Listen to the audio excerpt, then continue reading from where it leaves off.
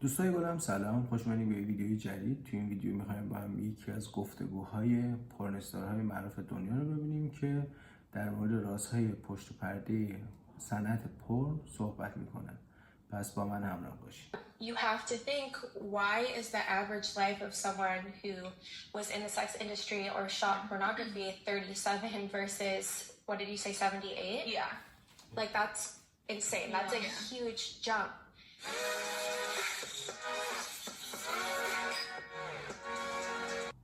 I did porn. Wait, what? Olivia. I was like, no way. Anyway. Okay, sorry. No I jokes. shot porn for 8 months from 19 years old to on and off twice from 19 to 21. For a total of 8 months. I shot 4 months and then I quit and then I shot another 4 months. So a total of 8 months. Today's episode is going to be discussing my experience as well as just a general consensus and stuff that you guys were able to find through research and knowing me and knowing other people who have worked in the sex industry. And just the stigmatism that comes with it. And Yeah. But I mean, to me, what's crazy that I had found was that a lot of women that went into the porn industry, and this is obviously like a very sensitive topic, you know, but a lot of them had said that 7% of women that went into prostitution or the porn industry had some sort of physical abuse as a child. Yeah. And that's why they resorted to that, and because they had no other sources of income or weren't able to get a job, and they felt like that was their only way to make an income. So to me, that really, you know, like hurt me inside to know that, because I obviously like struggled, and I've had those thoughts growing up. You know, I went through physical abuse as a child. I was raped.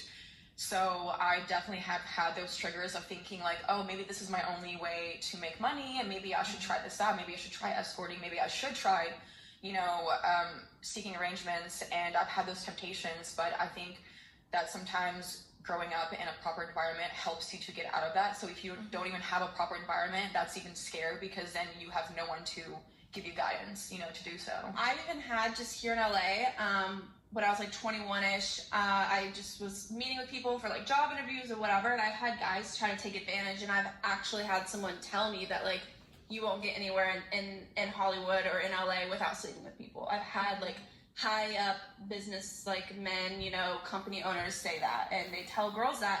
Luckily, like, I went home to my boyfriend and I was like, listen to what this guy just said. Obviously wasn't down, but a lot of girls actually believe that they won't be somebody or won't be able to be successful without sleeping with people and doing these certain things, because guys, or even girls, whoever, people of power manipulate and tell people like, you have to do this. Well, it's great that you had someone to go back to help give you that reassurance that the decision that you made was right. That's kind of the drawback to being young and naive, is that, like Olivia mentioned, a lot of these girls who are getting into the sex industry, whether it be porn or prostitution, or even just, you know, posting nudes online and doing OnlyFans, is that, like she mentioned, they come from homes that are not necessarily broken, but just don't have guidance, or there's abuse going on, or there's chaos inside of the home. I know for me, a lot of people always ask me, oh, you did porn, you must have been raped growing up, or you must have had sexual abuse. It wasn't like that at all for me. Personally, I don't know if this is what caused it, but I've shared this before on the podcast that growing up, my parents were divorced. My sister has severe schizophrenia, and I think where I first started idealizing porn stars and girls like Nicole Smith and Playboy was when my sister was going through her schizophrenic episodes. There was her cutting herself in front of me. One time I came home from school and she had hung herself, and I had to cut her down from our swing set when I was in elementary school. And I remember going through those experiences, and one time I found online the girls next door of Playboy, and I just was like, wow, their life looks so amazing. And you can just hit up like this old man and he'll fly you out to LA. I could get away from all of this and my life would be so incredible like theirs. They have all this cute clothes. They're beautiful. And so I remember just wanting to escape from the situation that I had going on at home. And I would just hide in a closet or in my room and watch that and just fantasize about being 18 and going and doing that. But the danger in it is of the sex industry and porn being glamorized is that young girls like me are going to see all the positives and they're not going to see the negatives. And this is where it really shows how naive I was, because when I first got into porn, I had no idea that I was going to have to suck dick or have sex, which sounds so weird because you know that you're going to suck dick or have sex, but it didn't register, it didn't process. I really didn't think about the acts that I was going to have to do to become a porn think star. Of consequences either, because you just thought of the glamour of it, like you said. Yeah, it was all glamorized in my head. It was all, oh, I'm going to be this and I'm going to be that, but it was never, I have to do this to get there. And I think it's hard for the young mind to see that. And then there's also the issue of being young and naive and not knowing how to say no in certain situations. And luckily you, speaking back on your experiences, you clearly were raised right, or, you know, had the confidence to say no, and you had someone to go back on to help reassure you that you made the right decisions. Yeah, because as well as you, I grew up watching Girls Next Door. I loved Playboy. Growing up, I was obsessed with it, just like you. I was in Indiana and sitting there bored, nothing going on, and I would watch these hot girls on TV, like the blonde, beautiful, the mansion, a pool, party, whatever they wanted. And I was so obsessed. That's all I said to everyone every day. I'm like, I'm gonna do this, I'm gonna be a Playboy. But the older that I got, and my dad actually lived in Vegas, and we would travel out here, and I got more experience like in their life and in their world, and I got to see how it was. Yeah. So luckily for me, I did get to see kind of like both sides in a way that kept me from, before I turned 18, I was like, I actually don't want to do this anymore. Yeah. And what deterred you from the situations where you wanted to get a modeling job and it was told to you, oh, if you sleep with someone or you do this sexual act, you'll be more likely to obtain it? What deterred you from giving into those situations? I don't know if it was one specific thing. I think I just knew it was wrong. Because my mom always would tell me, like, your body is for you. Like, don't let someone try to convince you that you have to do specific things unless it's what you want to do. If someone has to tell you, oh, you have to sleep with me if you want this, my mom would always, remind me that I do not have to do those things. Yeah. So that's kind of it. And obviously my dad was the same boat. Did your mom ever have any background in like the sex industry or anything like that, or like experience? Because it seems, like she must have had some sort of experience going through something growing up that she would instill that in you as like a young girl. I mean, she obviously hasn't opened up to me fully like that, but I do know she did do modeling at a young age, and so then she could have had those pressures that you were speaking of. Moved to Vegas and California and lived in Hollywood with my dad. He was a professional boxer, and when they were together, it was like the highlight of his career. He was world champion, and so she was around these celebrities and around that lifestyle. So luckily she was married and had my dad, but I think she got to see how women were treated and how girls were treated and wanted to keep me away from it. Yeah. So I think that would probably be why. An interesting statistic that Alexa shared with me this morning. Do you want to tell them? Because I know you did the research, so I don't want to take your... No, so I was researching because someone actually brought to my attention that a lot of porn stars die from like drug overdose, accidental or on purpose, suicide, whatnot. So I'm like, I wonder what the average like life expectancy, what is it? Yeah, it's like life expectancy of a porn star is. And it's actually 37 years old, and that's like on average. Obviously, a lot of them, if you look, die in their early 20s. Yeah. And then a normal person would live to be about 78 years old. So that just gives you an idea. It's like a 40-year gap. You have to think, why is the average life of someone who was in the sex industry or shot pornography 37 versus, what did you say, 78? Yeah. Like, that's insane. That's a huge jump. What do you think causes that? I definitely think a lot of these deaths are probably drug-related, like you mentioned, or suicide. I think even like sex trafficking, like I think that's an issue. I mean, with homicide. With any countries that or any country that's legalized prostitution, the sex trafficking rates are way higher. I feel like that's common sense, but it's also very sad, you know. And I think just aggression, abuse that comes with being in the porn industry that women go through, it's a lot of trauma for them. So as you had mentioned, I think turning to drug use and overdosing, you know, feeling extremely depressed and not wanting to continue like the life because you just don't know how to get out of it. And I think that's also very scary. And I'm sure you probably have been in those situations with a manager that you had or an agent where you felt trapped and you couldn't get out of doing something you no longer want to do because you're finally capable enough of knowing that I don't like what I'm doing to my body, or I don't feel stable mentally, you know, physically, like this is not glamour, like I want to do something else, and you don't know how to escape. So a lot of girls fear that. So well, that's you know why I wanted to do this podcast today, and why I try to share my experiences, even though it's extremely difficult for me, because I do have girls who are still in the industry reach out and say, wow, you're an inspiration to me. You know, you are right where I am now. You don't have to do any of this to make money anymore. You support yourself, like you're doing great. So I think it's important for us to share this story to help, like you said, people who are still suffering, and also to help deter girls who are thinking about possibly putting themselves in that situation. One of the downfalls of the industry, as you mentioned, is agents, your manager.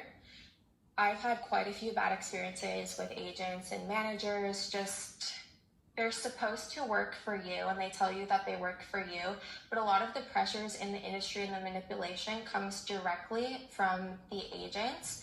I remember being flown out to LA for the first time, and as soon as I came, it was almost like instant. Now that I'm thinking about it with a mature mind and being an adult woman, I feel like I was being groomed from the minute that I landed in LA. They ask you before you join the industry, what are you comfortable doing? And you check off a little list for your agent, like, are you comfortable with blowjobs? Are you comfortable with boy-girl? Do you just want to do girl-girl? Will you do DPs? Will you do gangbangs? And so I remember only marking off, the first time I only marked off that I wanted to do girl-girl.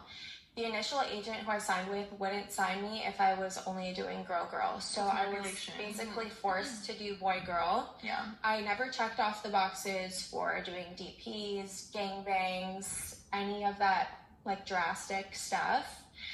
And I told my first agent, I will never do a gangbang. I will never do anal. I will never do any of that. And somehow, lo and behold, I end up doing all of it. Because from the minute that I stepped off that plane and started talking to this man, he would say things like, oh, all the good sluts do gangbangs for cheap. The good sluts get fucked for $500. And they would really glamorize doing more for less money because that's what worked for them. So basically in the porn industry, the agents don't care about the girls to a certain extent. They only care about pleasing the producers and the film companies, because then the film companies hire the girls from that specific agent more than the other ones. And that's what they care about, is having a good relationship with the production companies, the producers. So if the agent can get you to work for extremely cheap and do extreme acts, they're going to push you to do that. And these are 40, 50, 60-year-old men who have been working in this industry for 20 to 30 years. They know how to manipulate and twist up a young 18, 19, 20-year-old girl's mind to get her to do these things. And I've often said that the agents need to be completely eliminated if that industry is going to exist, because that's where I feel that I was pressured and put into situations that I didn't want to be in. I also have to say, and just take full responsibility here, I technically, in the situations that I'll talk about later in this episode, I never claim rape, I never claim any of that, because I technically never said no. Being young me, I felt like I wanted to please everyone. I felt like I wanted to make my agent happy. They told me I was going to be so good, I was going to be so great. I wanted to make the producers happy, I wanted to make the fans happy. I could be dying inside doing something, but I would have a smile on my face and say, thank you for the work, everyone. Like, I never said no. So no one is to blame for my experiences. I can't say that, and I'm not saying that. I never said no. So I mean, there's also another thing too, is there are girls out there that want to do these things. So like how you were okay with just say you want to do girl on girl, they should have allowed that, or you should have been allowed to just do girl on girl and not felt pressured or pushed, because there's girls out there that like to do gangbangs. They want to do those things. So why do they have to manipulate and take a girl and make her feel like she has to do things that she doesn't want to do? So like you said, maybe get rid of agents or get rid of whoever and let the girls decide on their own what they want to do, because there will be girls that like to do these things. You know, not everyone would be miserable doing it. Does that make sense? Yeah. Like, let them decide and choose. And I think that's just the whole thing, is like the dark side of pornography is that it isn't glamour, that it's, you know, it has the wrong people working for the industry, because they, like she had mentioned, like they don't care about their clients or like their, you know, their models. They only care about like what's their income and their relationship. Yeah. So, you know, pornography can shift sexual interests, relationships, and behaviors, and that's really scary, because aggression is a huge thing in pornography. And, you know, I support anyone that's a sex worker. I have nothing against them, but I don't, like, I'm very strongly against it, because I believe that people that work for the industry should be, you know, they should just be like what's the term that I'm looking for? They should pick out more proper people to work for, if that makes sense. Like someone who's really gonna take care of someone, because it is a very serious industry. It can really mess you up mentally, physically. So, you know, I know we're gonna discuss ethical porn. I think that's something that's really important, and that they're trying to instill in schools for younger boys, because, you know, males do show more aggression towards females, and there was a study that was done saying that 80% of scenes did show more aggression by the male, like throughout the porn stores, the videos that they release, which is insane, you know? But even right now, sorry, it's like a thing on TikTok, if you see like girl being strangled, but to an extent, like whenever girls are posting like, oh, I love to be choked, I love to be strangled, like we like it in a playful manner. Like you can do these things and it not be aggressive, and you know, we're passing out. Yeah. But so there's a way to do like, you know, certain things and not. Yeah, there's when it comes to that, so what I was talking about, like being pressured to do like more and more things, more hardcore things. So there's two different main genres of porn. There's gonzo porn, which is the aggressive porn that you guys are talking about. It's the rough anal sex, it's the choking, and I'll go more into that. And then there's vanilla porn, which is what Olivia is talking about as ethical porn, is what I think you would consider. It's just like classic, like missionary, like just like basically like artsy sex. I was gonna say, wait, I'm kind of laughing at Insta because I've had someone call me vanilla before. I mean, I love vanilla. Like, why are you so vanilla? I'm like, what do you mean? It makes me kind of hungry, but I've never even heard the term gonzo, to be honest. Yeah. So gonzo is the first level of it, I would say, would be it's just like there's no like artistic vision to it. It's just like rough, hardcore sex. And that could be vaginal penetration. The next level up would be anal penetration in a gonzo style.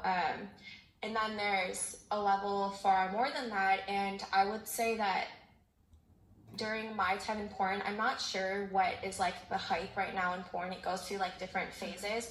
But during my short stint in porn, the really extreme acts were what was popular, and that's why, being the #1 performer in the industry at the time, everyone wanted to make money off me, so they pushed me to do these things. And it just gets really extreme, like you were saying, abusive.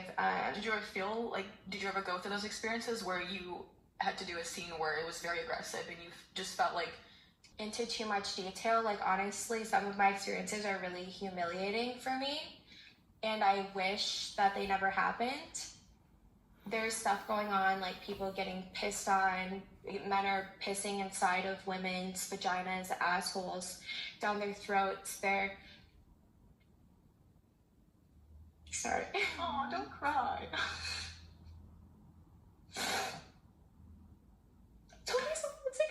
Now I'm crying. I'm like, God damn it. No, don't cry. It's okay. So easy to voice. But no, that's really hard. And I think, like I had mentioned earlier, it's just so important for young men to stop viewing women as sex objects, because I believe that, you know, instilling that curriculum in school at a younger age, and they had actually said, there's a fact that says that The more a young person had learned about the use of pornography from their school education or sex education is less likely to see women as sex objects. And I feel that's why, you know, I feel so passionate about the porn industry, because I don't believe that they should be showing those types of scenes, because it does view women as just an object, and it's not okay to do that. Like, I enjoy watching porn.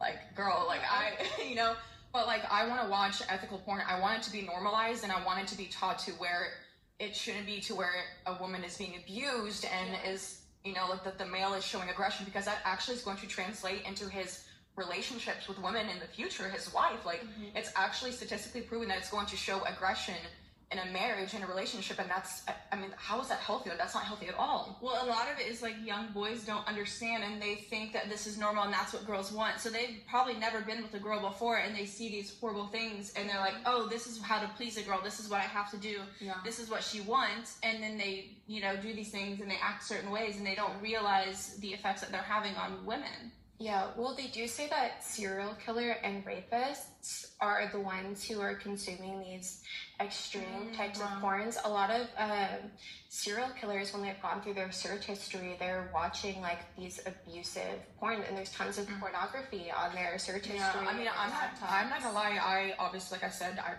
watched porn. I do. Yeah, I mean, Well, there's nothing wrong with watching. Yeah, porn. but I've stumbled upon some videos where, I'm not gonna lie, I really questioned, why is this even allowed on the internet? Like, I felt very, like, I was just turned off. I was like, shut my laptop, like, I can't even look at this. I was like, I cannot believe that this is okay. Like, this is not okay to treat women like this. Yeah, well, I know that I got emotional, but I do want to continue giving examples of some of those things, just so people know. What were some of the things that you saw that you were like, wow, this is really crazy? Yeah, I mean, there was one scene where I had seen, obviously the male was having sex with a girl, and she was literally crying because he was being so aggressive. Like, I guess, you know, he was just too big for her. I mean, she was like full blown crying, and he was like slapping her, like, you like that? Like, you know, I was just like, oh my God, how can this, like, I could not get off to this. I don't know who watches this too. Some people have that fetish, and it's crazy. Yeah, and that's it's why insane. they put it out there, because they're like, oh, somebody will watch it, which is just like, no offense, but like, that's disgusting, because obviously she's not okay. Yeah.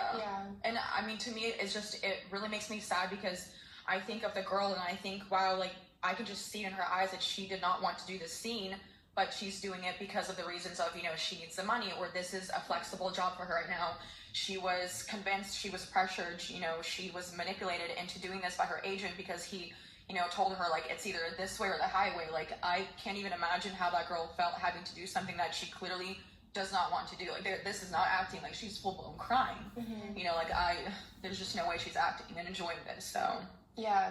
No, I've had friends who have been choked out so much that they've actually passed out during a scene.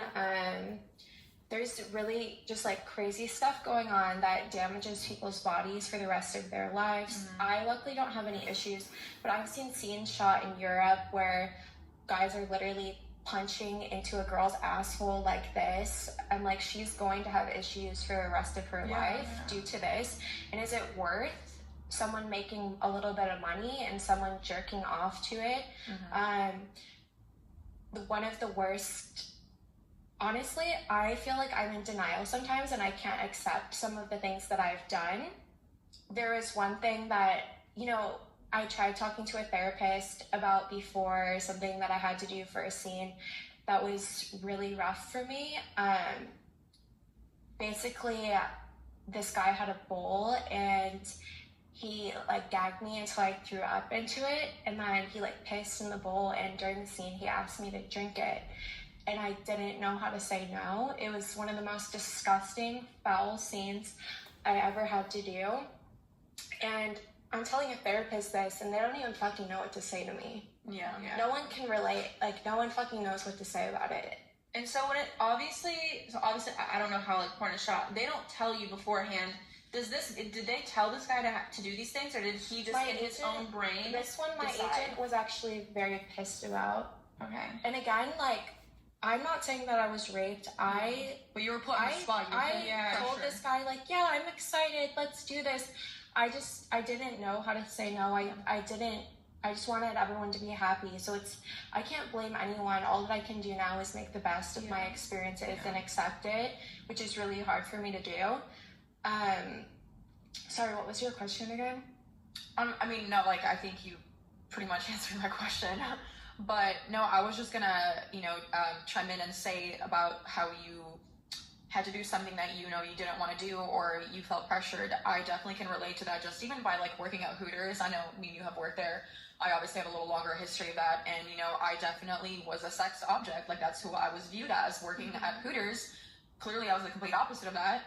But, I definitely was pressured into some things that I didn't want to do with men.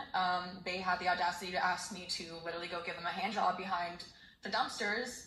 Yeah, I'm sorry, it's not funny, but no, it's like comical. It's comical. It's behind a dumpster. Well, I was really thinking, first off, why not at least the car? Yes, behind a dumpster. Second off, can you imagine you're at a restaurant and you have the audacity to look at your waiter or waitress? What do you mean? After I finish my chicken tenders, can you go jerk me off behind this dumpster? Yeah, oh my God. But they would push my limits. Like, they would just kind of like joke around at first, or like, oh, and they I'll give are you quite $100. touchy sometimes too. Now, yeah, and they were like, oh, I'll give you $100 if you take off your panties for me. And I was vulnerable. I was young. I was like, oh, like, no harm. Like, okay, like, he just wants my panties. Like, heck yeah, $100. Like, that's they're gonna be my bill. They're gonna be like, yeah, they kept pushing and put me up. And once they like put you on the spot, like, it's so hard to like say no, and you feel so awkward because you don't want to, one, ruin a relationship with a client who comes into Hooters every single day, who is basically paying your bills, who's tipping you. Two, you don't want to piss them off to where they're gonna go say something. So I definitely can relate on the pressure thing, and I can definitely understand how you felt, like, being put in a situation that you did not know you're going to be put in, because it is so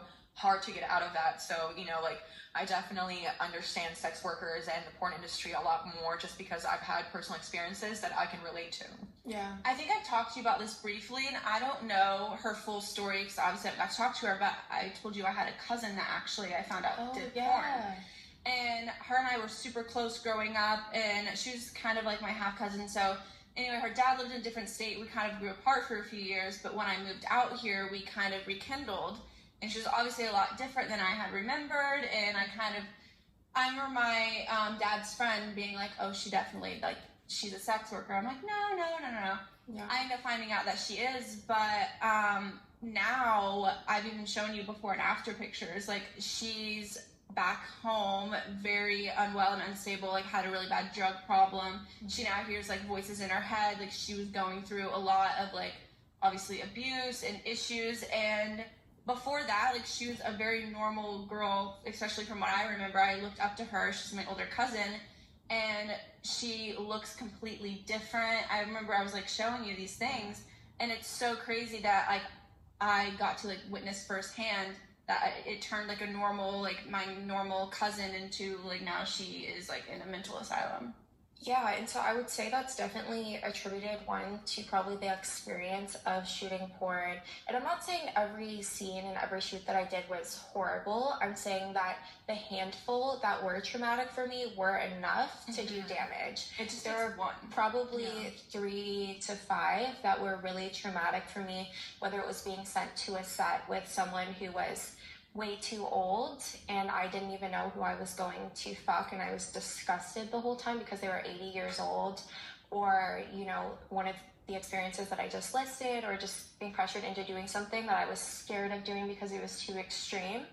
That can definitely be very dramatic, and I would say is the #1 contributor to why I left the industry and disown it, basically, because of those horrible experiences that I had. The other downside to having done porn, obviously, is the stigma, and that's probably the thing that's hardest for me to live with now, is the stigma of having done porn and knowing that I can run, but I can't hide from it. No matter where I go, everyone knows, everyone's seen me get fucked. I just have to do the best that I can with it, and it's like I feel like I have a life sentence over my head at 24. Like, I'm always going to be Lana Rhoades. I'm always going to be a porn star, no matter how bad I don't want to be. And I've shared some of, like, the issues that I've had. Like, you even met my neighbor. You didn't meet her, but you saw my neighbor in Chicago. when I had a house in Chicago, I was married, I was planning on having kids with my ex-husband. She would harass me because she knew who I was. She would call the police on me, say I was shooting porn at my house. I was gonna say, didn't you have even at this house they had asked like what you were gonna do here, which I thought was really disrespectful, and I was just like, why? Like, why?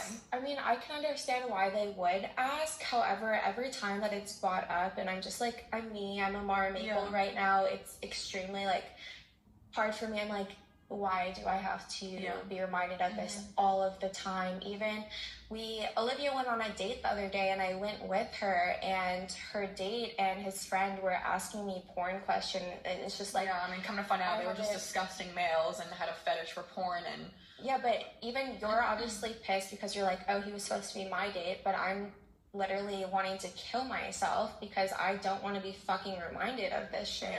I don't want to be thought of that way. And I would say, you know, I definitely deal with depression and suicidal thoughts monthly because of my past in porn. And that's just me being really candid. You know, it's not fun. It's not a great thing to have over your head. Yeah, but I mean, I know, like you said, that it's something that you have to live with for the rest of your life, but the thing is, so, like, the direction that you're going is so inspiring to many, and it's so important because you just did a complete 180. Like, you have so much class, like, you know, you are intellectual, like, you are self-educating yourself, like, you're doing all the things that a lot of, you know, porn stars or girls that are still in the industry can't even do at all because they don't have that proper knowledge, or they don't have the guidance, they don't have the friends to like show them and lead them the way and say, hey, like, this is what you shouldn't do, this is what you should do, because you don't have that guidance when you're in the industry. Like, you're completely mind fucked. So the direction that I think you're going is amazing, and it's super inspiring, like I said, and trust me, like, you will be known as Amara Maple, not Lana Rhodes, in 10 years. And I can promise you, if you just keep going in the direction that you are, because you're doing really good for yourself. Yeah. And you're like showing all these young girls, like, first off, you're giving them examples. The girls that are going to watch this that have maybe had the thoughts or been in your shoes, they're now going to get to see that it is not glamorous and that maybe they should not. And you're also helping the girls that are in that right now, that are currently doing these things, that there is a way out and that they don't have to do it. So yeah, I mean, I hope that my experience and my suffering through this experience will help other people. Whether it's helping someone make better decisions than I made, or it's helping people who are in the thick of it get out of it. We're going to wrap up this episode. I don't feel like I got to touch on everything that I wanted, but I hope that it somehow helps someone in some